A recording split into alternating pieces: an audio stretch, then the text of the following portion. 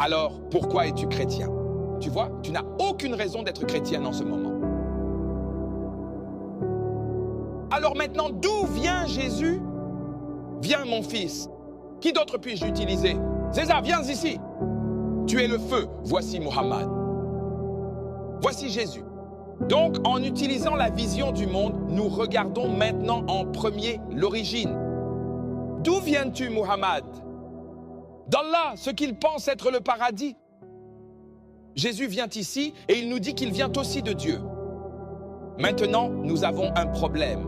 Ils prétendent venir du même endroit. Celui-ci est plus jeune de 560 ans que Jésus. Peut-être que tu ne savais pas que l'islam est plus jeune de 560 ans que le christianisme.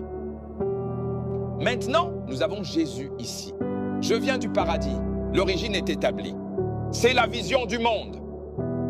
Muhammad vient d'Allah, du paradis. L'origine est établie. Numéro 2, le but. Il dit « Je suis le prophète d'Allah ». Aucun problème avec toi, Muhammad. Jésus a dit « Je suis le fils de Dieu ».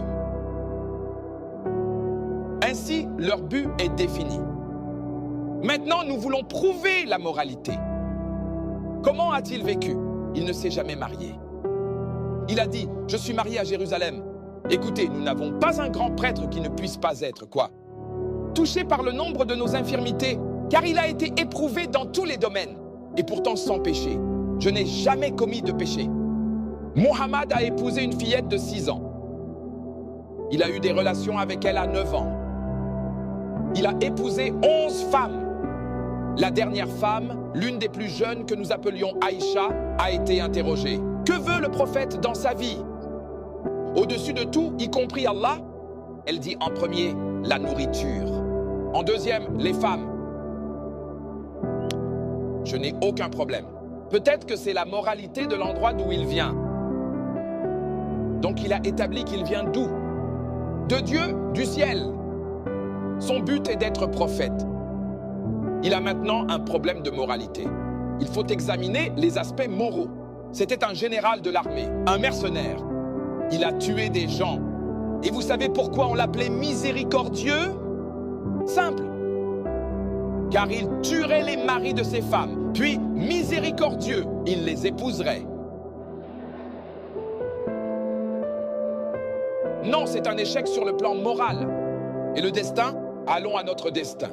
Voici ce que Muhammad a dit. Quand je mourrai, c'est tout? Il a posé la question. Mais ma Bible ne commence rien. Elle ne termine rien. Jésus a dit, je suis la résurrection. Oh non, non, vous n'avez pas compris. Il a posé la question. Il n'a jamais répondu à la question. Jésus a répondu à la question du destin.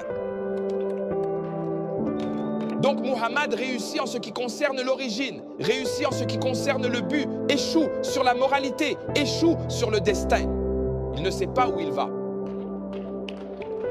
Il pose une question. Quand je meurs, est-ce que c'est tout?